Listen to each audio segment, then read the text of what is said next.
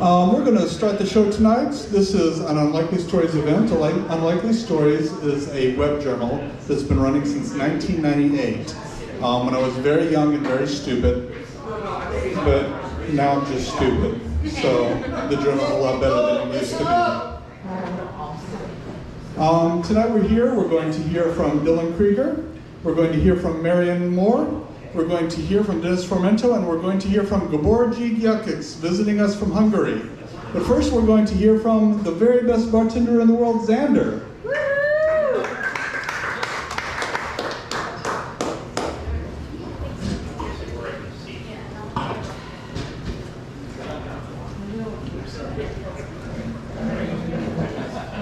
He put me on the bill as like a special presentation or something, and I wasn't sure what he was talking about. So I wrote the best poem ever, and and it was like really poignant and about nature and like God, and it was like a love poem, and it was like it had a beat, you could dance to it, and it was a sestina in iambic pentameter at the same time. Like no one has ever done that before me. But then this hurricane happened and I lost it. But it just got wet. So I wrote a different poem after that. So it's not as good, but I think it still deserves a Hugo if they give Hugos for poetry. I tasted the orange from your saliva glands as we flopped down in the swamp. Like a pelican, we breathed through one nostril as we guzzled down fish, scaly addiction. Learning to read in a cave, turning glass into sand. Following Madonna down the hole of the hair, casting a Medusa curse. Unwritten by your letters and blinded by your eyes, I am resurrected, but I still have my sins, golden white, sick as my skin. As the virgin gave reptile birth, as the cats with their sandpaper tongues lick away the human mess. And then I have one more that I wrote during the quarantine, and I went back and looked through all the poems I wrote during the quarantine, and it was right after my brother died, so they're all like really sad, bastard, and terrible. And because you have to kind of like look back later and make them good. And they were all, but so I found like the one poem that I wrote that had nothing to do with any of that. And it was, it's a persona poem through the voice of Melania Trump. Melania. Mulberry silk, muga silk, spider silk, velvet. Charmeuse silk, I trust my husband, I wear nothing else, shoes.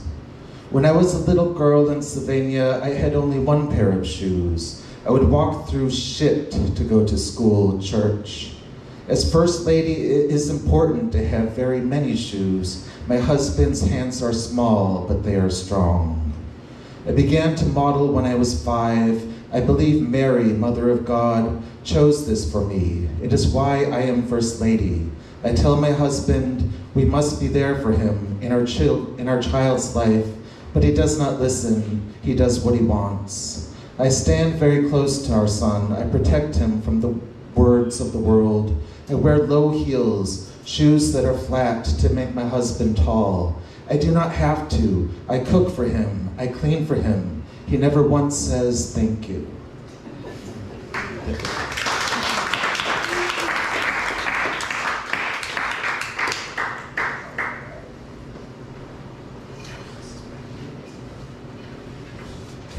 Xander Bilyk. Let's keep it going for Xander.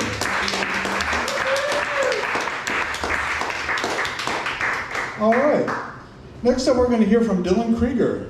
Dylan is the author of some books that I would remember the titles of if I wasn't on the microphone, including Giving Godhead, The Motherwort, and something else. Yes. Soft Focus Slaughterhouse. How about that? They're going to applaud for me when it's your turn. Okay. Dylan lives in Baton Rouge and is going to read for us tonight. Dylan?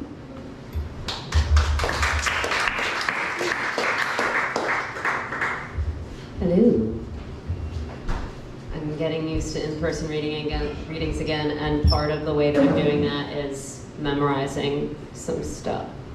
I have one poem that I memorized accidentally for a recording, and I'm going to just start with that.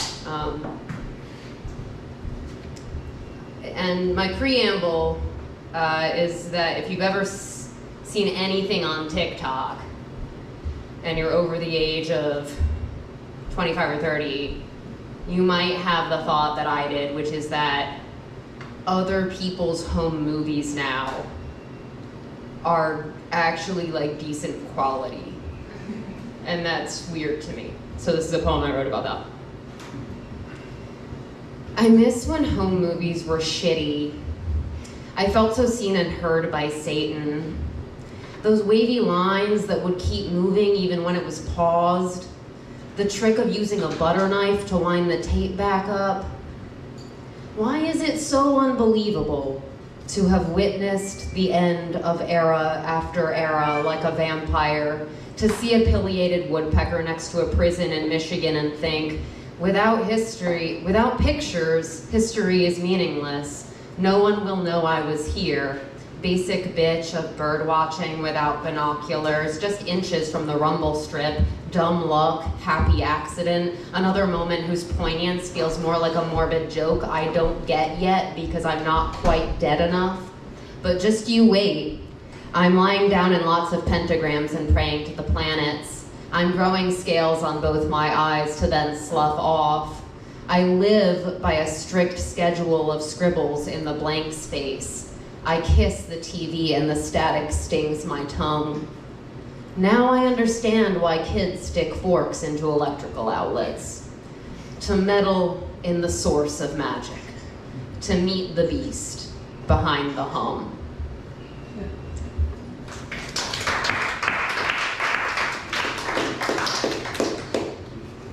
I came out with a couple of books during pandemic, sadly, that I have not gotten to promote. So this is the most recent of them. It's called Soft Focus Slaughterhouse.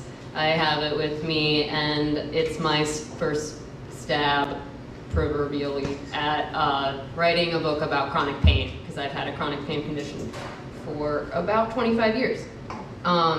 And I never wrote about it in a concentrated way, but I really didn't want this book to be something that felt solipsistic, like I didn't want it to be too internal. So I wrote a lot about relationships and how chronic pain affects relationships.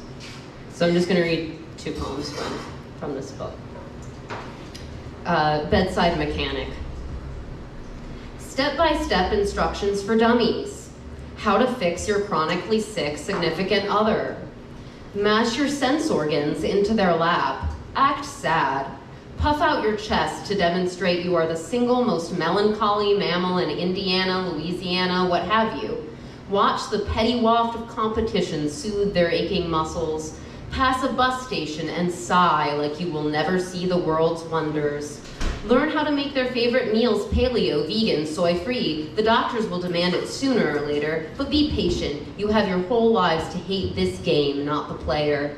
Savor the mundane safety of movie nights, sexy time, special occasions unsullied by hyperventilation through clenched teeth, the numbing powers of alcohol and marijuana, the all too often impossible foreplay in public, distraction by train track, childlike mischief on rooftops. Stop me if this is too much. I just want someone to care enough to drop me off a cliff and let the stormy weather parachute my dress into a poultice for my nervous system's pulsating unrest. Is that too much to ask? After the rains pass, I promise we'll kiss as if it's painless, and I'll whisper to the western wind, who mended me, with only a socket wrench and a high-flying trapeze.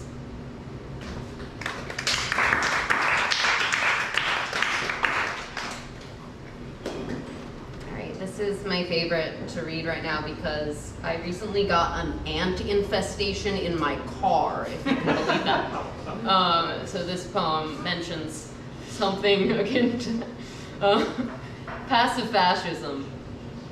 While Mom and Dad slow clap Fox News, the slinky from last Christmas finally makes it to the basement, and my sister and I strike matches in what we once called the coal room, but nothing combusts like it's supposed to. The word divorce twinkles, but fizzles out on our lips, and we begin naming all the elephants piling up behind the fridge. I'm against violence, but the urge to eye for an eye grown-ups who abuse power is a bitch.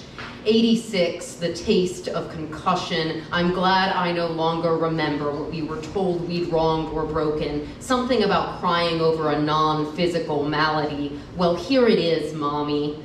Dislocation between the ophthalmic and mandible. Bet it matches the curve of your palm under a microscope. Step right up to the bone show. Be my guest. It isn't pretty. How I live attracts ants under the spotlight to be extinguished with their twitchy little limbs.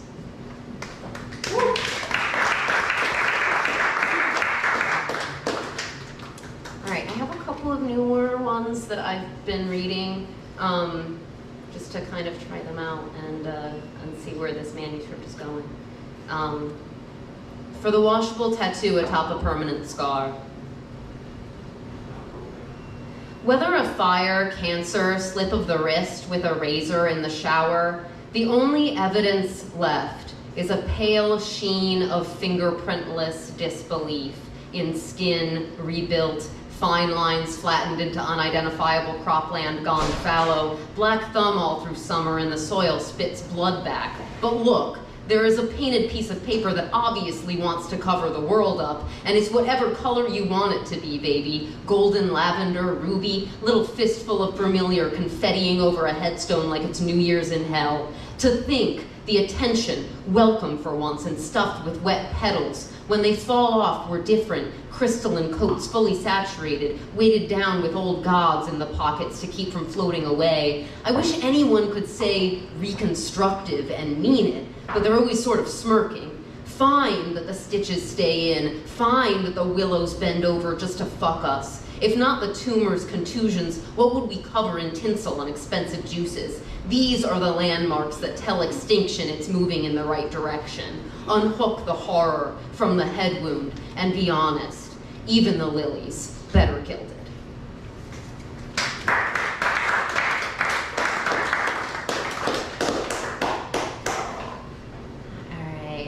I have one really new poem that I want to read. It's almost, you can hear me, right? Everyone can hear me. It's not like I need a microphone. I never read off my phone, but I have been writing some new stuff and, you know, I don't have a printer, so here we go. I especially wanted to read one piece, and I guess I'll close with this because I've probably been reading enough already. I wanted to read something that the outside of this place reminded me of. I thought it was a sign from spirit realm or something, if I believed in that. There was a decriminalized sex work sign outside, so I'm going to read my decriminalized sex work poem to close out. And it's called Hallowed Be the Whores. To my neighbor who was offered a $20 BJ on our street during the pandemic. To my sister and Craigslist and all its rabid gods who aren't in heaven. To Julia and Maya and Rachel and the clubs that kept them awake on Molly and Lucy and Tina and the promise of parties that pay. To the Barbie doll who broke my hymen so I might feel no pain in the valley of the shadow of first sexual encounters, amen. Hallowed be the whores, the sugar babies, strippers, porn stars, cam girls, escorts, freestylers, hearts of gold, cold hustle, whom I owe by the dozen. Hallowed be the word of the whore, for I believe her over anyone.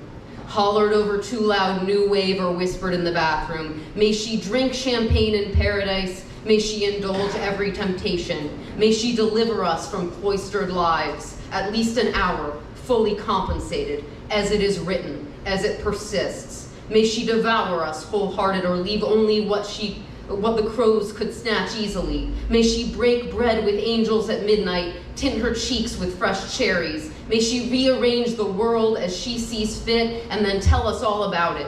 May she forgive us our trespasses and then remember and laugh and then wink at the camera. Our Father, whoever the fuck you are, it's my eyelash stuck to hers. We know exactly what we've done. Thank you.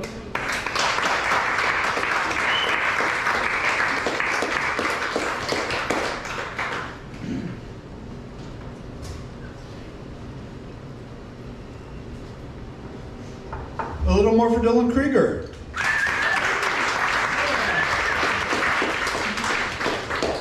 Thank you so much. All right, let's hear from Marian D. Moore. Marian is the author of Louisiana Midrash. Yeah, it's, by the way, Dylan's... Watch yourself. I'll try. Dylan's books are right here, and Marian's are right here. These are free, right, Dylan? Yes.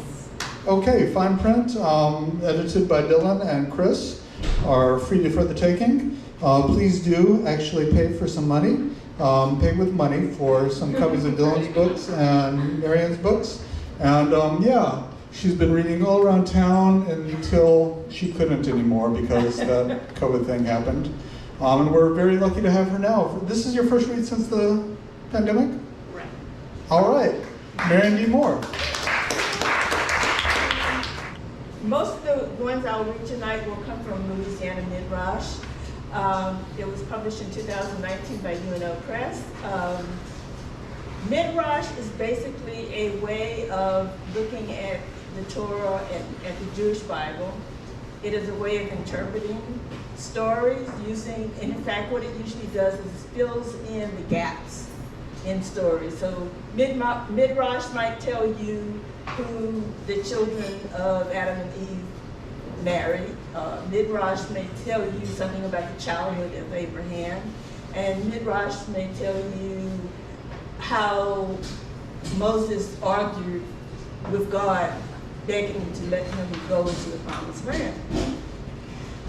The way I wanted to look at Midrash was to look at some of the more minor characters in the Torah and to apply it to modern life. For example, mixed multitude. I am the man who chastened an errant lamb, glimpses the flicker of flames, but turns aside to rescue the missing. I return to my flock wary of wolves in this wilderness. I am the woman who hears a burning melody, tumbling from russet leaves. God sings from a cleft in the rock, yet I go back to camp, remembering my ailing mother and the water that I carry. I am the retinue that must be rescued by Moses, by Harriet, by Toussaint in his borrowed uniform. Released from my servitude, I hold my head high, brazen enough to ask for back wages. Tell the prophet that I was loyal to family, if not to God. I preserve the blaze of life, and I know where the bones of my forebears are buried.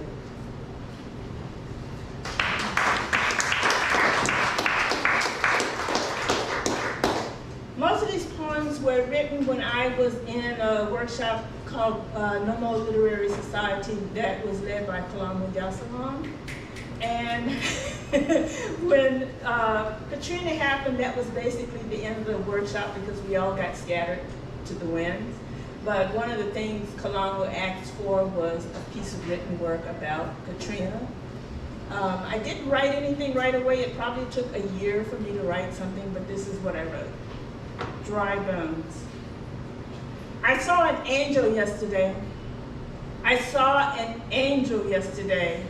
It was the weekend before Mardi Gras, and he was masking as the prophet Ezekiel.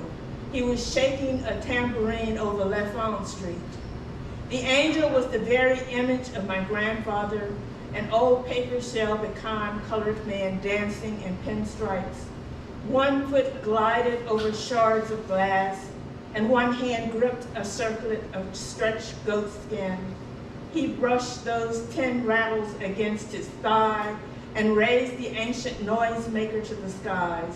Standing on my cousin's doorstep, he banged and shouted, "Can these bones live?" And right away, I knew he meant New Orleans. And instantly, I knew it wasn't Ezekiel, not my grandfather, and not the priest who saw the chariot, not the Jewish prophet, and not the Louisiana sharecropper that I never knew. Can these bones live? No, those are God's lines, not Ezekiel. It was God who cried out, "Dare me, will you? Dare me to resurrect these bones." Hineni angel, I call. Here I am and all. But is this the best that you can do? The East needs more than a song and dance man. The lower nine earned more than a tambourine. And where are you going to get second liners in this wilderness? The bones they sent to St. Gabriel, the live ones they packed off to Houston. But angels, they are simple-minded. That woman drum he gave to me, and he went stepping on. Now what am I supposed to do with it, tell me? And who is there to hear me play?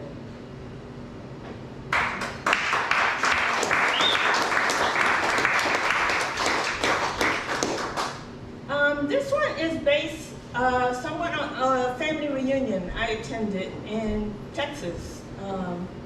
This was engendered by a story that one of my elders told. Yehuda. That land there, he said, he pointed, that was Jesse's. We look and I consider the bramble imprisoned by razor wire, and the story, a day of hard words over cotton prices, followed by a night filled with the sound of slaughtered pigs, and my great-grandfather fleeing for his life to the big city. My Jewish family would call this a pogrom. My black one, just business as usual, black folk having their land stolen.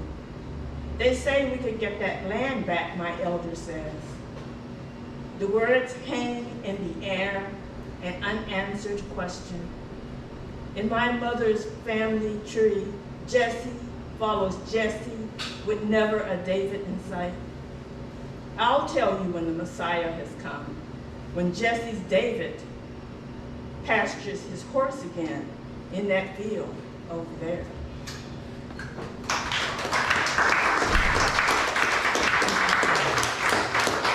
So since then I have, as y'all know, every April is poetry, and people publish lots of prompts, and quite often I don't like any of the prompts.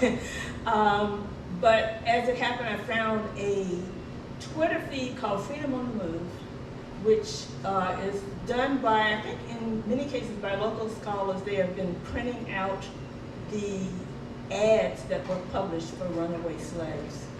And I had started writing poems for those runaway slaves. I wanted to write about ones who got away.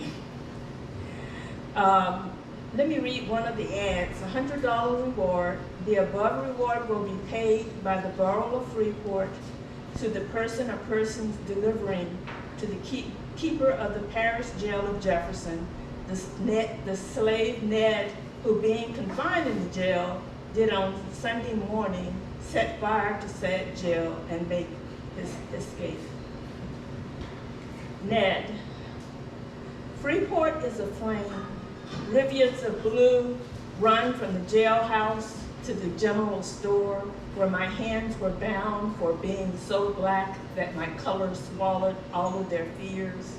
Streams of red race from the sugar cane to the brickyards, from the docks to the steamboats, thus limiting my escape, because freedom is aflame with no respect for fairness.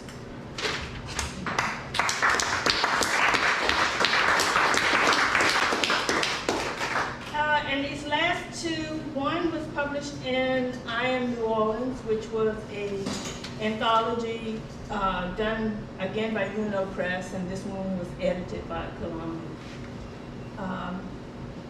The title of the poem is Martha, and the ad was $10 a reward will be paid to any person who will bring to 27 Chapatulas a Negro girl about 13 years of age.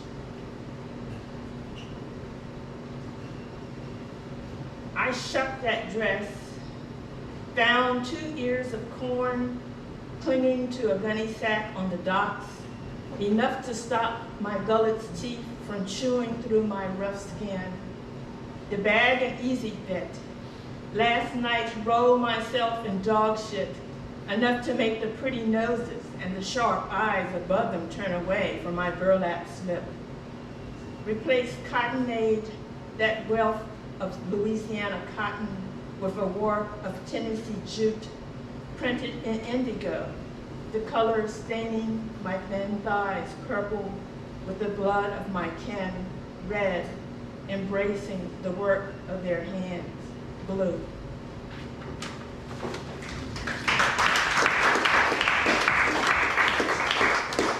And the last one was published in Dominion, which was a book of African diaspora and African speculative fiction. This one was a shock. It was like I just threw a story and a poem out there and they accepted it. And so I Emily. In antebellum New Orleans, John Henderson advertised in the Daily Picayune for the return of a presumed runaway, a 7-year-old enslaved girl. You are frozen there, Emily, 1 foot on the muddy gate to the American city, 1 foot raised over brick laced into concrete, between buildings higher than you've ever seen. On foggy March mornings, women wearing starched cotton dresses stride into work you would recognize. If I keep you poised there, I don't have to imagine what happened. The cotton dealer who misplaced his child's favorite playmate, the brothel owner who thought you a charming whimsy for his parlor, the errand that crushed you beneath a carriage's wheels, the race along the levee that ended with a tumble into the river. You can see that I am kin. I can think of so many horrors. Therefore, a gift. I'll imagine one more possibility. The man that recognized you, hid you beneath his cloak, and took you to live among the maroons in the swamp across the river. Stay there, Emily. 1 moment longer. I only live 10 miles and 200 years away. Your father is coming for you.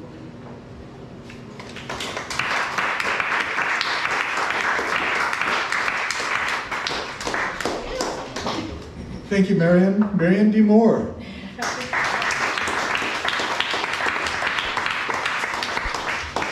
See, they know the routine now. They clap when I say your name. I don't think there are very many people who are in New Orleans and love poetry who don't know the name Dennis Formento. He is just a tireless organizer and activist. He runs the 100,000 Poets for Change up in the North Shore. I don't actually see him. Oh, there you are. Fantastic. All right. Starting to get a little worried. He's got books for sale, and I admit I don't know the names of his books, so maybe he'll start by telling us the names of his books. And here he is, Dennis Formento.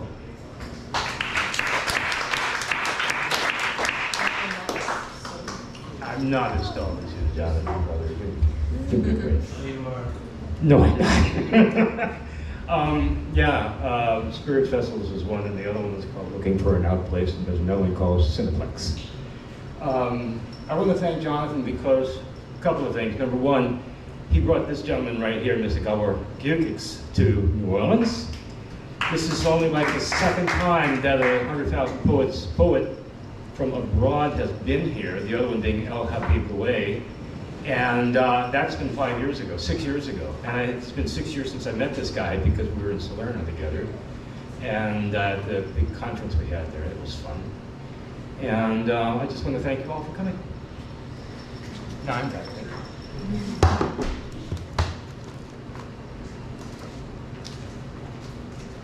This is one for my wife who's not here. Hands that will be dust, Patricia.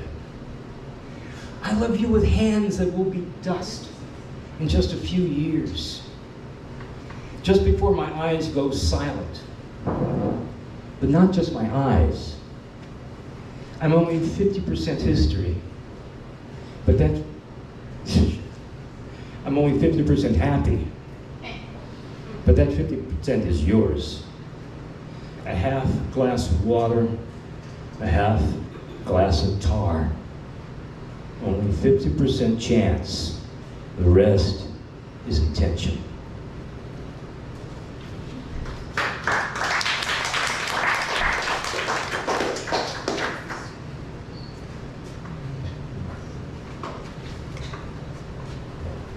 Okay, this is one for the kind of person that you sit down next to in a bar, and then he starts talking. If I have to sleep, I'll sleep, but the moon isn't there anymore. What you see is a pale reflection. The moon has self-generated light. What I mean when I say self-generated light, I mean a solar sail like a giant curtain dragged behind the moon and keeping it in perfect orbit above the Earth's surface. The real moon is gone, taken apart by scientists from NASA, EU, and the KGB. The moon is just a thin metal disk powered by that solar sail. Some people think the moon itself is the sail, but I think the sail is deployed behind the moon, trapping light from the sun, powering the engine that keeps it in orbit. You can see it if you telescope real close. Astronauts know this. High-flying pilots know this. Just a few lousy miles across, this thin metal plate reflects the sun's light and the Earth's shadow just the way the moon did. Well, some people think it's thin, durable mirror, but I think it's metal. Highly polished metal that resists the pings and arrows and chips you'd normally get from the junk up there at the front door of space. Some people say it's the frontier, but I say it's the front door of space. The real moon is gone. Scientists took it away and left a lot of junk behind. Imagine all the lovers without a moon, the bad poets, Jungian psychologists, I call them spikologists, basing their poems and their prognoses on nothing but a thin metal plate hovering above the Earth. Oh, the tides have nothing to do with the moon. They never did. The tides are created by the sun. Everybody born with their moon in Aries through Pisces has to find another planet for their sign. Your lives are meaningless. NASA and the Russians have stripped the moon of meaning and replaced it with a thin solar sheet. The moon people have nothing to believe in. The president knows in his Oval Office. The Oval Office is a symbol of the moon. I wrote this last year. He's fighting to bring the moon back, but he can't tell you. No one would believe him. And he's got to keep his credibility intact. He knows why women are going crazy. Their ovaries are so accustomed to the moon's spiritual pole, they have evolved for millennia to respond to it. Remember, Jesus has a house on Mars. But NASA doesn't want you to know. There are pictures. Jesus would have to be 18 feet tall to be seen in this resolution. Some people say 18. I think that's impossible. But he's the Son of God, so you never know. The scientists don't know. The moon, the wolves howl at us. The one we see dipping into the western sky, our western sky, that belongs to us. Remember the flag that was planted there? It's in a museum in Russia with Lenin's tomb. The Russians must hand over the moon, a thin sheet of glass. Some people say, but I say it's metal, sometimes visible during the day, reflecting the sun's light and the Earth's shadow in a perfect imitation of the real psychological moon. The one in our dreams has been stolen, and the scientists have stolen our dreams. Only the president and his queue of anonymous advisors know this.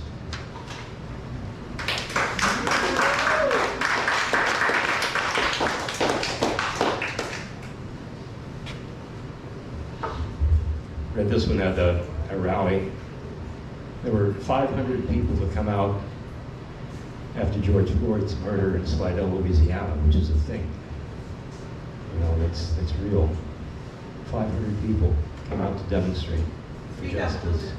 I said there were 500 people that came out last summer to demonstrate after George Floyd's murder in Slidell. And I recited this poem there. This present-day reality Nothing gets done. It's too easy to walk away, cluck and wash hands.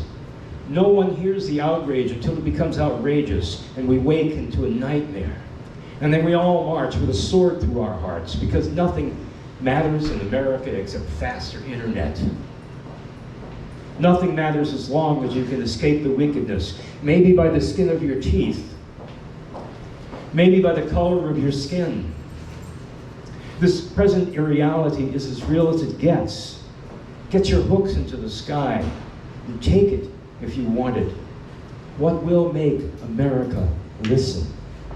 No one hears the outrage until it becomes ubiquitous, or until it's too late and the cities burn. They don't remember to jail the killers, the black citizens, and even then, oh brother, it takes too much time. George Floyd, Breonna Taylor, Ahmaud Arbery, we shall live again.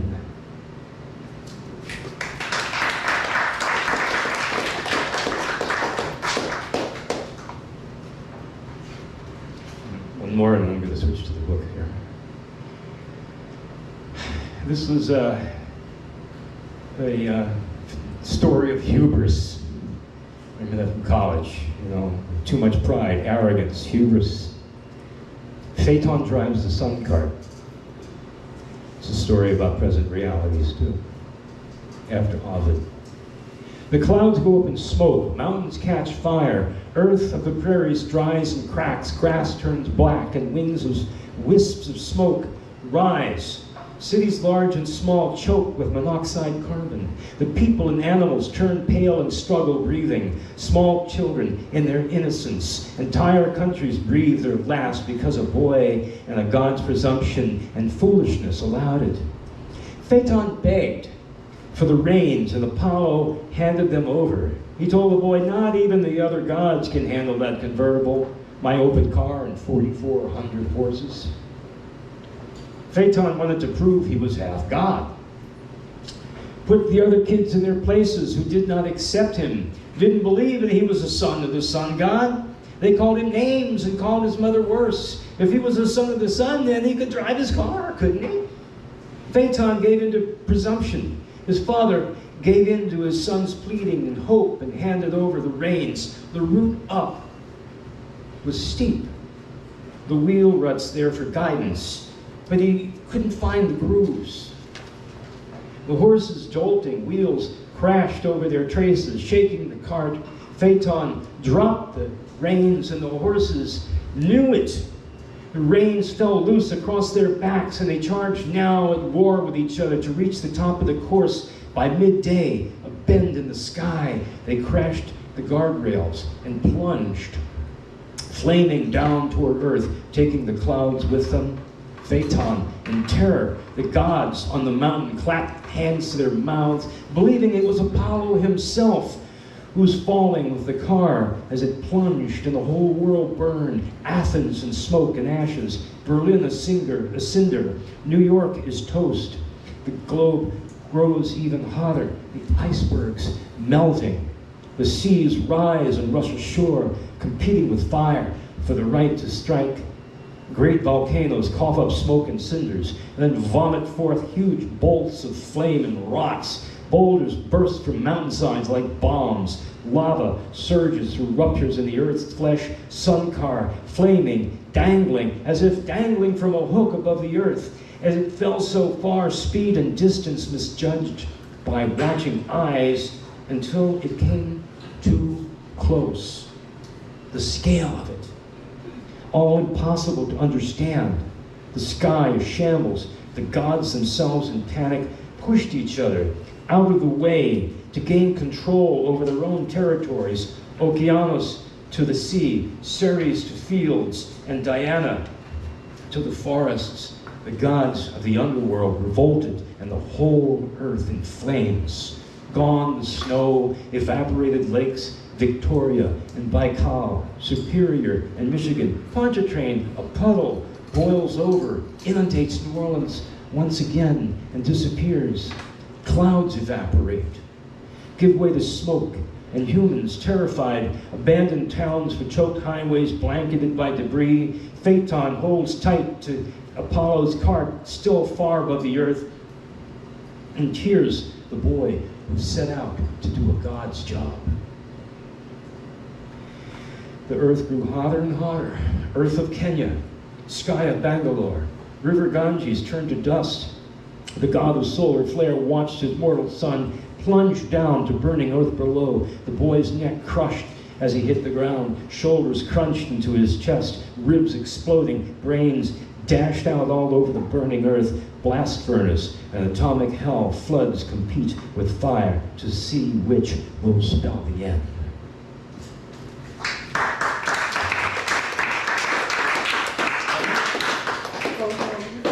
Oh, okay, cool. Yeah, one more from Spirit Vessels. And I wanted to read this one because I saw an article today that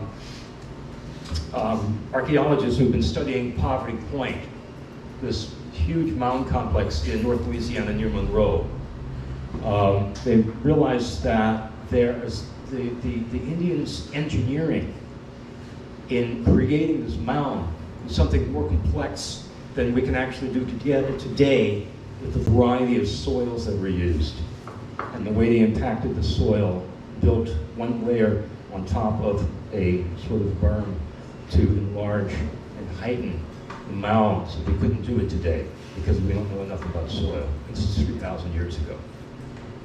My wife and I went up there Thanksgiving a few years ago, and this poem came out of it. Poverty Point Lookout. The Coco Roda Show, we just passed away that weekend, Thanksgiving 2011. Waiting to pounce on a drinker, the wolf spider's net spangled with dew. 10 million baskets of earth in the bird mound, a number beyond the haiku's grasp. One could live here till November, half naked, therefore making fur tradable. Immense natural wealth made the mountains possible, a storehouse of wind between corridors of trees, and the 6 ridges you can still feel undulating beneath your feet like the ridges of Tara, but 1,000 years distant, and 6,000 miles, even the seabirds cannot fly. The red fox, this archaeologist saw, appeared the first day of his dig, his first field trial on the summit of the archaic. The same fox appeared every couple days as the team dug, scraped and picked out bone hooks and stone awls, plummets, salts, flakes and chips of arrowheads, earth island birdworks in the woods, arranged in a rough hexagram, inaptly named Poverty Point for the plantation later staked here by whites. 6 rings to the west ward off evil and death. Oak, hickory, and cane gave savory flavor to food, cooked over open flames. The red fox, companion of ghosts, appeared discriminately, and John Gilbert sifted through Los for the trash of an ancient polity, sifting bone and arrowheads, and the foxman appears in a tiny etching, square-headed, with tall ears on a rock. The bird mound is 71 feet tall. A magnetic marker at 99 feet above sea level spots the point for satellites. The place of the rings was not a fortress, but the center of a zone of trade and forage, 700 miles square. A funnel-shaped cloud on Gilbert's day 1 hailed rain, ticks and bugs, fire ants and apparitions. 3 girls, said Gilbert, walked to the grave on Sarah's mound and stopped. The 3rd dropped back to take a photo of the others. The shot clearly shows a 3rd girl standing with the 2. Heloa, the thunderer of the great mound, is a woman. Her earth is pregnant with a group of 6 mounds, 6 ridges, and directions on 3 axes. 6 troughs between the ridges and a long avenue, an approach to a giant throne, like a forethought of Aztecan pyramids. And the red fox on the ground grins, cooling his belly in the morning dew, spread-eagled, facing upwards like my dogs, the 2 of them with us, young one cavorting, hopping on the tall grass, the old girl swaying on her bad back legs, following undaunted the yellow dog. Nothing prepares you for the mound's, for the bird mound's size. Hidden behind a great stand of trees that surely wasn't there in its time, the fox, companion of ghosts, appeared on the last day of Gilbert's expedition. Look now, there he is, he said, in plain view. But it's a yellow fox grinning at us. A yellow fox? Said his friends. There's nothing there. On the road in the evening, dogs exhausted in the car, we heard Dr. John chanting, "Walk on Gilbert splinters. Go, go, Robichaux." Ghostly phrases for the Thanksgiving night drive home. If I sung a phrase with a certain feeling, Coco had said, of other singers gone before, I know it's not because this cat's in me, but he's standing right next to me. That was the feeling. One time, alongside, another line, in time. Cajun Mohawk hoodoo man would die that night as we drove home. That yellow fox trickster boy took him up on an aeroplane of light.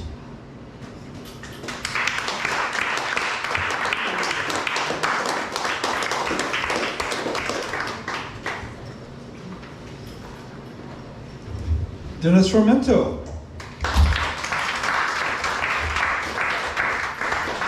Dennis, who inadvertently taught us an invaluable lesson, you know you're a professional entertainer when your spouse stops coming to your shows. Before we introduce our star for the night, I think Xander had something he wanted to say. That's it. So thank you for coming to this bar tonight. This is the Domino. The wonderful, I've been here since we opened this place, and the wonderful thing about it is we're in charge of our own event programming like this. And so we get to do things like this show every Saturday. I produce open mic comedy show Thursdays. So generally Thursdays, I book queer musicians. So it's queer music night. Third Thursday every month is a queer comedy show showcase called Queermity. But what's really funny about tonight is on the event programming, on the schedule, how they have it listed is every Thursday they said miscellaneous/gay. So in case you're wondering what box y'all fall into, you're all either miscellaneous or gay. Thank you so much for being here, for Jonathan. Thank you for being here.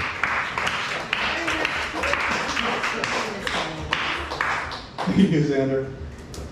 I'd ask for a show of hands, but... So someone more studious than I looked it up and found that I first published Gabor in Unlikely Stories in 2001, which was a different time, a long time ago. Gabor is a poet and translator, and from Hungary. He has translated innumerable Hungarian poets into English. He has, what do we have here? What do we have here? They'll Be Good for Seed, which is 16 Hungarian poets, just a fraction of what he's done. He's worked with the late Michael Castro to do a lot of translations, and now he's continuing to do them. And yeah, he's a brilliant poet in his own right. We're really pleased to have him. Thanks to Poets and Writers for subsidizing his trip here. And Gabor, let's hear it.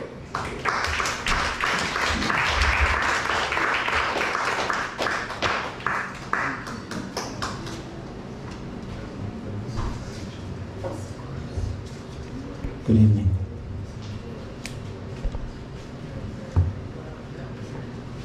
Yeah, it's not that domino, it's that domino. And pardon my accent, I have a beautiful accent. I hope you will like it too, the way I do. I'm on a book tour. And Jonathan was very... We love your accent, but can you talk a I can talk a little louder, but okay. So, I don't like to talk too much. I'm not introducing my poems. how short they are, why I wrote them. I'm just going to read them. And if you forgive me, I will read some poems in Hungarian too. Good. But the very first one is the only one I know by heart. It's called In Vain. With my previously convicted left hand, I'm looking for my father and my mother in my pocket. I drag them out and put them into my other pocket. But they fall back. They don't like the climate. In Hungarian. Hiába. Robotmúltú bal kezemmel keresem a zsebemben apám és anyám. Beteszem őket a másik zsebembe, de visszahullanak. Nem bírják a klímát. Okay, there is one thing I'd like to ask you. May I ask, but only if you really, don't clap between the poems. Would you do that for me? Sure. And and at the end, if you didn't like him, you don't have, you do whatever you want. You can throw me your bottle. And, so this is A Hermit Has No Pearl, published in 2015.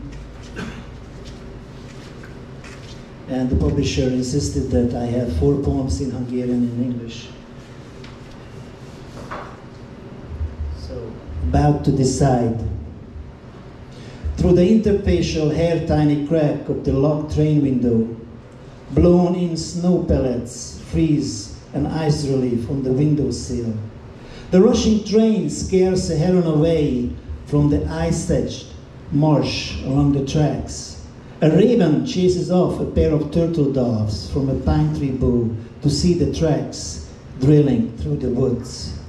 A pine needle punctures the snow and suffocates in an ice sack. A magpie is watching all these. This bird is still at home. It wouldn't want to go where the sky is not the same. This is too long to read in Hungarian, but the next one I will read in Hungarian too, because it's a short one. The Noontide and the Chemist. The funnel of a once-to-come quizzical noontide edged itself to the long-colored branches of ancient trees. The subtle chemist surprised the seashore crowd by burning himself and becoming the subject of his own chemistry as he was washed away. The residue didn't register anywhere. Only a saw-toothed shadow of a scapula was seen later under a sinister cliffside. The same Hungarian. A déli dagály és a kémikus. A periódikusan visszatérő, kötekedő déli dagály töltsére az ősi fák tüdőszín lombjai közé került. Az éles eszű kémikus meglepte a tengerparti tömeget, elégette magát, és saját tudományának tárgyává változott, miközben elmosta a visszavonuló áradat. Maradványait mindmáig nem vetette partra a tenger, az idő múlásával csak egy lapockacsont fűrészfogú árnya vált láthatóvá a fenyegető parti sziklák alatt. Have you heard Hungarian before? I know one of you did, but so that's how it sounds. Okay, the next is Cemetery at River Savannah. Oh, we wanted to go to the cemetery here in New Orleans, but it was closed. Cemetery at River Savannah.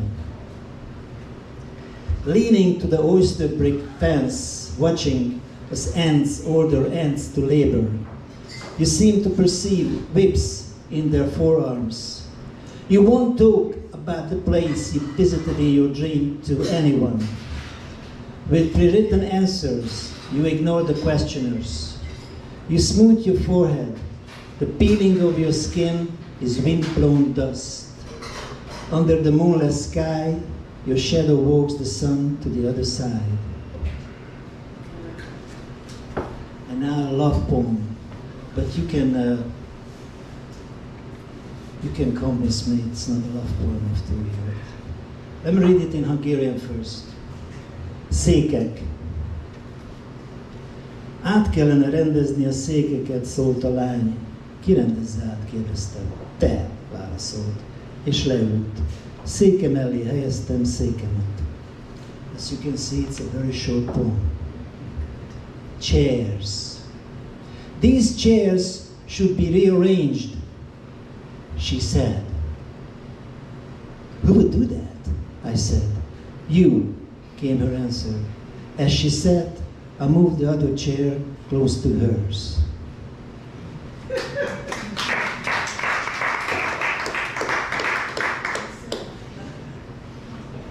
My experiences with American poetry or poets when they read, not tonight actually, this is an exceptional night, I'm very glad actually.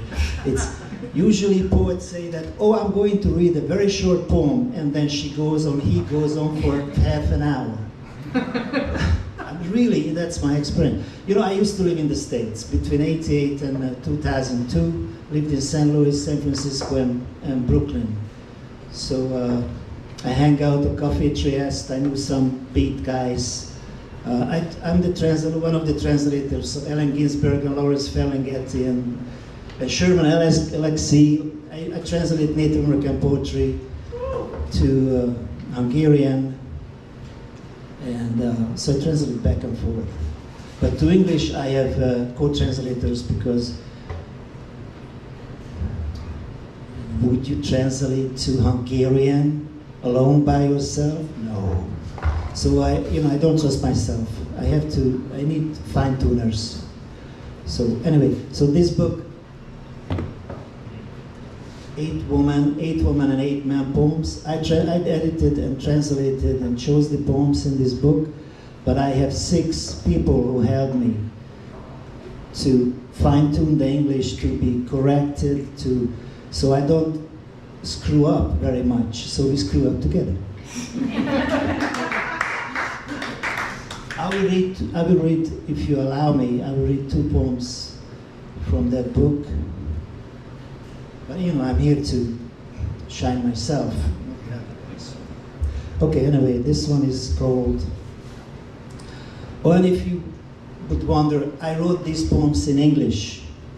So I write in English, and I write in Hungarian, and if I think that the poem needs to be in another language, I just rewrite it. I don't translate it, I rewrite it. Since I'm the author, I can do anything with my own poem, right? So people tell me, well, it doesn't look like the other one. So what? Okay. I'm not here, you only imagine me. I need enough hooks to hang my words on. I'm hospitable to fleas, and once, when the air was caged, I was an untasted fruit. Now I carry false papers to cross borders with the one I used to laugh with. I can hardly keep up with her slowness. The papers contain words that used to be constipated. Only the shadow of snow was able to perceive what they held inside. Acquisitions, gallivanting, consignment, humidity, acceleration, reception, or a wish that whatever you hoped to turn around was going to turn around. The poison on your fingertips seeps into me around the corner, waiting for the wind to take us farther away on its own accord.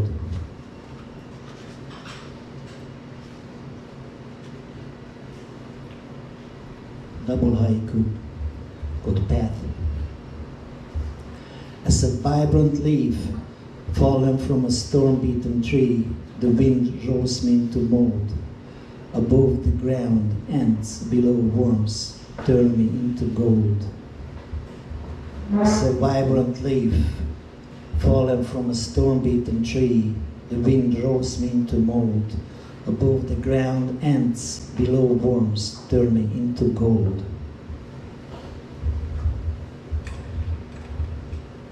I'm not that tall, but I'm 6'1", if someone was wondering. Whose face is it? The mirror shows a different picture every day. The flame shooting out from the fireplace, it's counting the new arrivals. The flame of the candle says goodbye to those who are going away. Anticipation gathers inside. A butterfly with spread wings lies on the burning rocky floor. Paint rolls off the wall. The house rises up for the fresh-faced wind to fly to another place.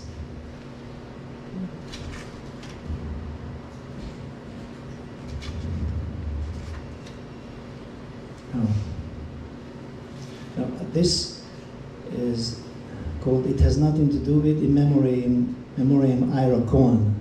If you don't know who Ira Cohen is, C-O-H-E-N, look him up. He's the electronic multimedia shaman. He died 10 years ago. I was at his bedside the day before he died. He was an amazing poet. He said, I'm not a beat, I'm a bet. He was like this with Allen Ginsberg. I wanted to have them to make peace. That's another story. I'm not going to say that tonight, but it's a great story actually. And I wrote this poem for him. It has nothing to do with. Say farewell to all the previous notions. Walk among sleeping crocodiles toward the center of horrors, notwithstanding the magnetism of mysteries, below the crowds of nothing, under the skies of unnamed entities, along the chords of the infinite circle, with silent lips, with goggled eyes, with storming calmness inside your skull. Your defenseless cells lead your invisible steps across the forbidden zone. Yellow fog feeds your leftover body. I tried to read the way he read. He was an amazing reader.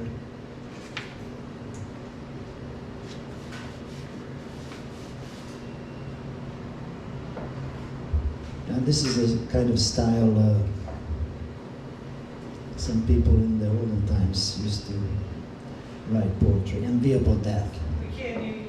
Okay, hold on. I'm not there yet. No, we couldn't hear that. Okay. But the poem is the most important thing, not what I say between. That's just, stuffing to make me calmer. All right? It's stuffing. Like stuffed cabbage. Have you ever had stuffed cabbage? No. Well, try it. It's good. I think I've made it. Okay. Enviable death. Vegetables without banisters are as safe as watches that tumble on the ground, tick-tacking on. An instant heart failure is as deadly as an instant heart failure, as the trap we erect for ourselves, as a hole dug by sorrow. A hole dug by sorrow fills up as easily as a hole dug by sorrow. A hole dug by sorrow fills up as easily as a water drum under the gutter. As a water drum under the gutter, an instant heart failure is an enviable death. Don't you think so? Wow. Hey, then you won't suffer. Have time, more time? Hey, since I'm the last one, I can read till 2 a.m., If only one guy left, stays, I can read on and on. I want. I would get bored by myself.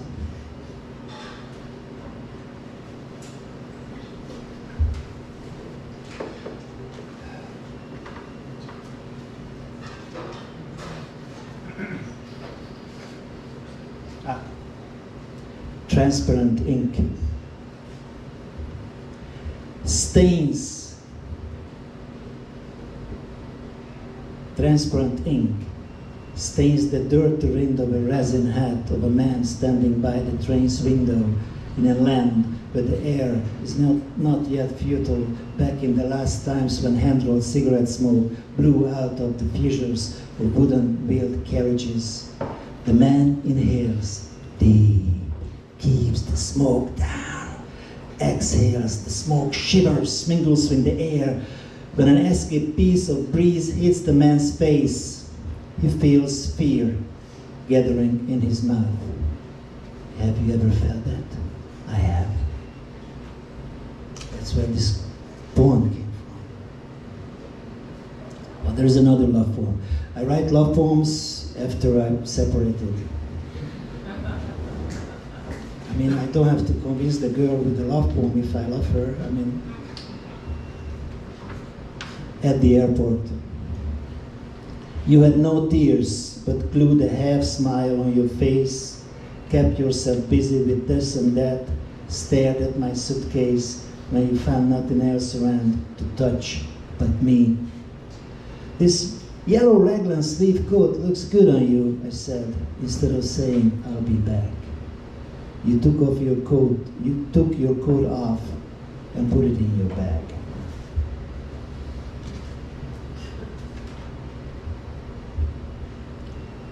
Fly. A sad bird froze to the neighbor's windshield. Its snow-stuffed body, hair-picking beak, and sickle-stiff claws shattered the safety glass into non-recyclable trash. The swearing neighbor grabbed the ice-wing carcass, broke it in half, gathered the pieces, and threw them up to the winter air. Fly, he screamed! Fly!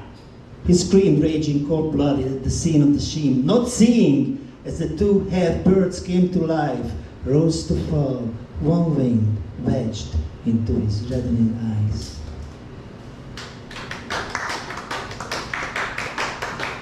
I buried that neighbor after that. Oh, that's just a joke, I didn't. Okay. Also, since I read lots of Native American poetry, somehow they influence me, of course. But you don't even realize when things influence you. I mean, it just happens, and then you start imagining things and start. I'm not a wannabe.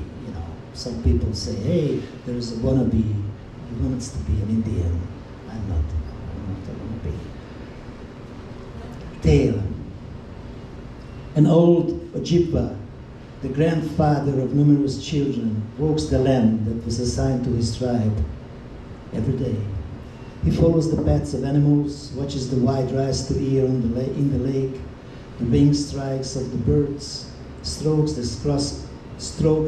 crust of the maple, spares belly at night, hunts moose in the woods, rests in his sweat lodge. One day, in a shallow crevice, he found a nugget, streaked with gold. He walked into the depth of the woods and dug a hole for it. Okay, Spares Valley, it's a fish. I'm not sure how to pronounce it. It's Walleye. Anybody? Walleye, thank you. So that's what the Ojibwas fish in their lakes in Minnesota. There's another Native American poem called Totem. The skyscrapers in the streets named after native tribes are not occupied by orchid hunters, rather by alpine window cleaners and security officers who became the 12 intervals of the scale. Occasionally, the breathing of invisible Indian people is heard, and their scent of earth can be sensed in the cities.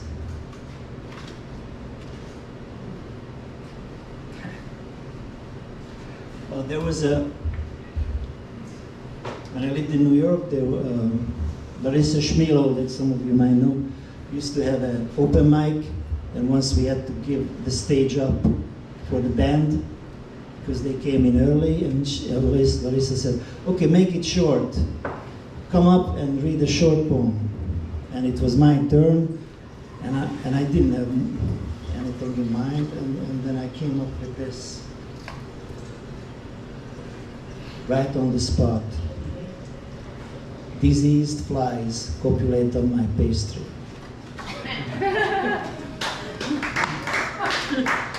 Then the night was closed. That was it. They said, okay, we had enough.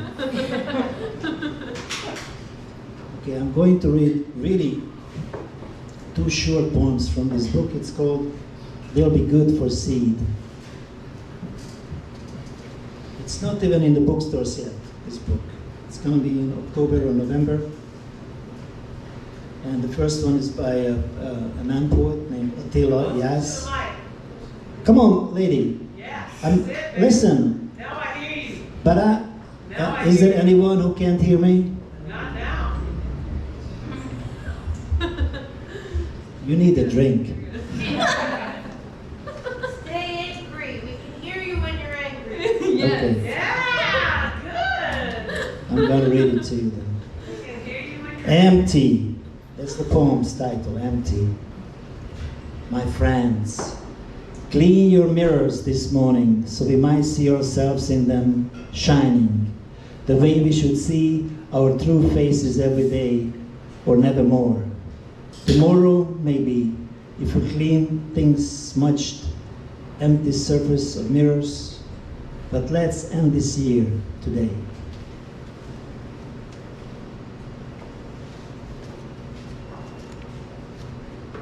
The next one is by a woman poet, Zita Murani.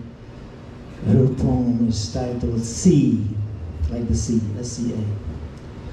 What lures the drunken boat of the pupil to the sea of another eye, if the surging and drifting circles of the sea did not sound an alarm for her, to shipwreck her again?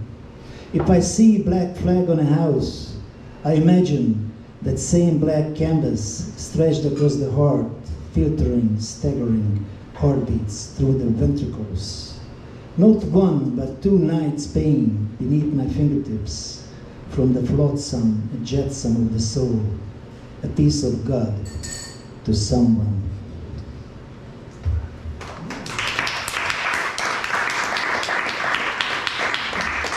I think we had enough of me, but since our bartender said that he wrote a sestina, I figured that I have a sestina in my phone, and I'm really ashamed. You know why? Because I read from a phone. This is the first time, and I hope this is going to be the last time, but I have to tell you that the sestina is long. It consists of 6 stanzas of 6 lines each, plus 3 additional stanzas, right? So I'm trying to do this. It's a fake sestina, I just have to tell you. I'm not. Indian time is understood. You know what Indian time is? You all came Indian time here today, most of you. You were late. Indian time is, you know, when I talked to my friend Jim, he said, okay, Gabor, get back to your Indian time. And he calls me back two weeks later. That's the Indian time.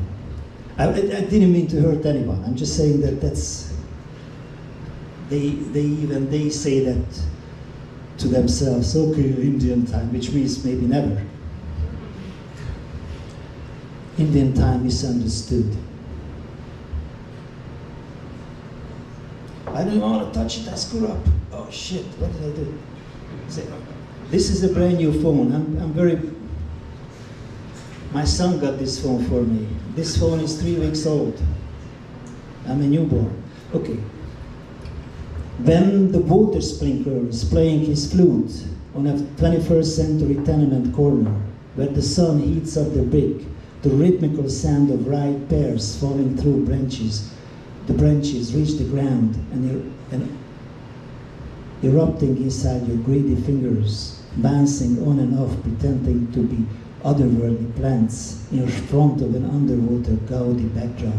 There, then, and anywhere, anytime, consider, amuse on the prospect of names that might be nothing else but reference words when people are not present for correlation, not equaling causation in any of the mitigated incongruities in the vanishing, what is it? Spring, while every other day thousands of mantis deflorate billions of buffalo grass, grama, sage, camisa, snakeweed. So now it's time to bathe your copacetic moments of erotic suckles, erectile suckles, and outright the currently provided diaphanous life. Okay. I'm sorry.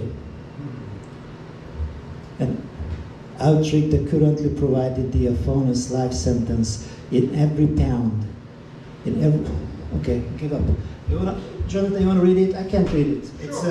It's so complicated, this poem, that I fucked up. Thank you. Hey, if you don't do it, give it up or ask someone.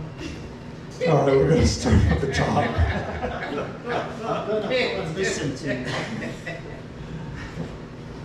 Hopefully he's not judging me too much. Indian Time Misunderstood.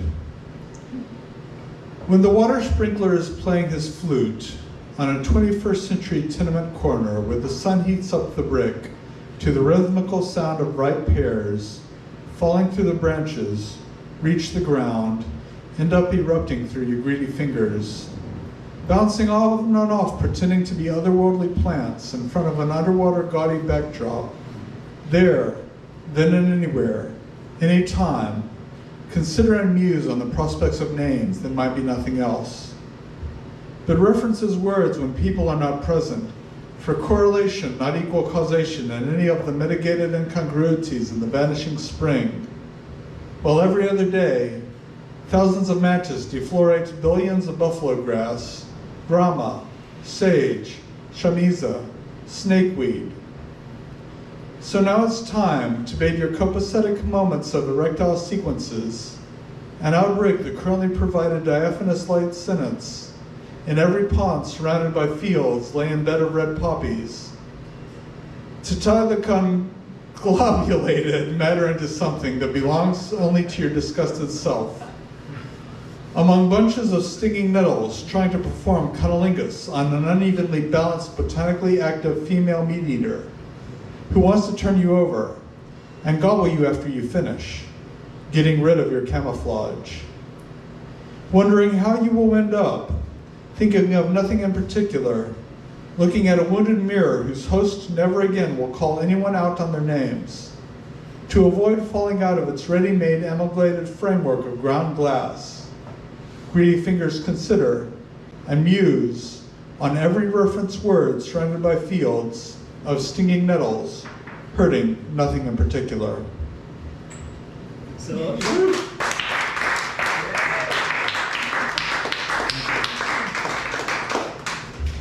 thank you for sticking around. I really appreciate that. Thanks for your smiles, your clappings, and being here. And thanks, Jonathan and Dennis and Mr. Burr. Mr. Burr, sorry. Okay, so let's drink.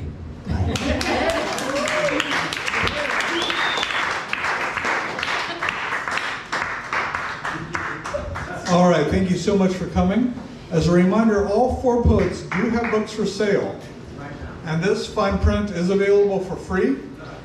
Thanks so much to everyone for coming. Thanks to Dylan, thanks to Marian, thanks to Dennis, thanks especially to Gabor, and thanks to Poets and Writers for bringing Gabor here. And let the race to the restrooms begin.